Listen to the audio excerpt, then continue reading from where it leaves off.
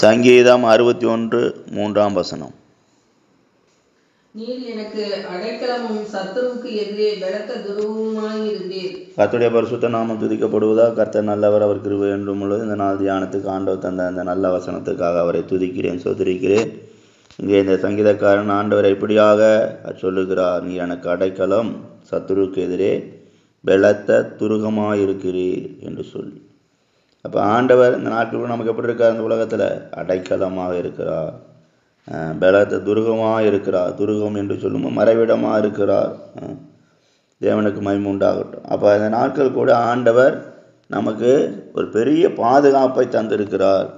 உலகத்தில் எந்த மனிதனுக்கு இல்லாத ஒரு பெரிய பாதுகாப்பை தந்து தேவன் நம்மை நடத்த விரும்புகிறார், நம்மை ஆசீர்வதிக்க விரும்புகிறார், நம்மை மேன்மைப்படுத்த விரும்புகிறார், நம்ம உயர்த்த விரும்புகிறார். நம்மை நடத்துகிற பாதையிலெல்லாம் அவர் நமக்கு போதுமானவராக இருக்கவே விரும்புகிறார். இதை கண்டு கொண்டபடியால் அந்த சங்கீதக்காரனால் இப்படி சொல்ல முடிந்தது. நம்முடைய வாழ்க்கையில் கூட நம்ம ஆண்டவரை எப்படி பார்த்து கொண்டிருக்கிறோம்? அடைக்கலமாக பார்த்து கொண்டிருக்கிறோமா? அவருடைய பெரிதான மறைவிடம் நமக்கு உண்டாயிருக்கிறதா என்பதையெல்லாம் நாம் சிந்தித்து ஆராய்ந்து பார்க்க வேண்டும். அப்போ துருகம்னு சொல்லும்போது என்ன எதை காண்பிக்கிறது? ஒரு பெரிய மறைவிடம். ஒரு பெரிய மலை இருக்குன்னா அந்த மலைக்குள் சென்று பதுங்கு குழிகளை வெட்டி அங்கே மறைந்திருப்பார்கள். அதனால தான் துருகம் தேவனுக்கு என்று துருகம் என்று சொல்லப்பட்டிருக்கு.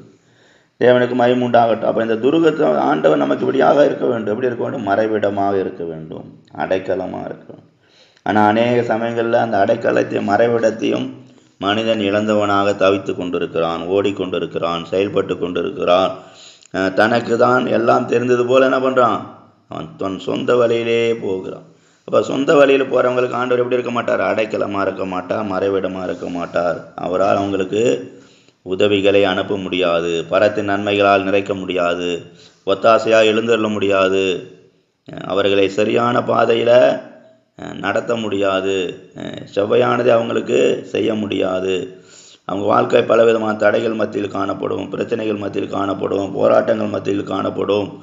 அவருடைய பயணம் உன்னதத்தை நோக்கி இருக்காது, உலகத்தை நோக்கியே இருக்கும். எப்போதும் உலக காரியங்களே சிந்தித்து கொண்டிருப்பாங்க, உலகத்தையே நோக்கி பார்த்து கொண்டிருப்பாங்க. ஏன்? அவங்களுடைய வாழ்க்கையில் அடைக்கலமாக ஆண்டவர் இல்லை, மறைமிடமாக தேவன் இல்லை. அவங்க தங்கள் சொந்த வழியில் போய் கொண்டிருக்கபடியால் ஆண்டவர் அவர்களுக்கு எந்த ஒரு ஒத்தாசை அனுப்பாமல் அவர் என்ன பண்ணுறார்? கண்டும் காணாதவர் போல் இருக்கிறார்.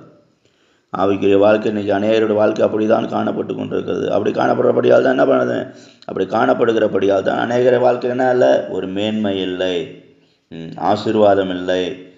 எந்தெந்த நாளில் எதை செய்ய வேண்டும், எதை செய்யக்கூடாது அப்படிங்கிற ஒரு அறிவில்லாதவர்களாக, ஞானம் இல்லாதவர்களாக தங்களை தாங்களே நடத்தி கொண்டிருக்கிறார்கள். கிறிஸ்துக்குள் பிரியமானவர்கள், இந்த நாளில் கூட நாம் எப்படி காணப்படுகிறோம்? நம்மை தேவனே நடத்தி கொண்டிருக்கிறாரா? தேவனால் நாம் நடத்தப்படுகிறோமா? தேவ ஆலோசனையில் நாம் நடத்தப்படுகிறோமா? தேவ கிருபைக்குள் மறைந்து நாம் செயல்பட்டு கொண்டிருக்கிறோமா? ஜீவித்து கொண்டிருக்கிறோமா? கர்த்தருக்கென்று எல்லாவற்றையும் செய்ய நாம் விரும்புகிறோமா என்பதை சிந்தித்து பார்ப்போம். அநேக சமயங்களில் சூழ்நிலையில் அப்படிப்பட்டதான அறிவு இல்லாததுனால நாம் என்ன பண்ணுறோம்? நம்மை நாமே நடத்துகிற பாதையில் நம்மை திருப்தியாக்கி காணப்படுகிறோம். இதான் சரி, இதுதான் போதும் அப்படின்னு சொல்லி நம்மை நாமே திருப்திப்படுத்தி கொள்கிறோம். அப்படியாக இந்த நாட்கள் கூட நாம் நம்மை நாமே திருப்திப்படுத்தி கொண்டு நாம் நடந்தால் அதையெல்லாம் விட்டு தேவனுடைய கரத்தில் நம்மை ஒப்பு கொடுப்போம். அவர் அடைக்கலமாக இருக்கும்படியாக, துருகமாக இருக்கும்படியாக நம்முடைய வாழ்வை அவர் கரத்தில் தருவோம். நிச்சயமாகவே அவர் அடைக்கலமாக இருந்து நம்மை நடத்துகிற பாதையில் நமக்கு பெரிதான நன்மைகளை தருவார், ஆசீர்வாதங்களை தருவார், கிருபைகளை தருவார்.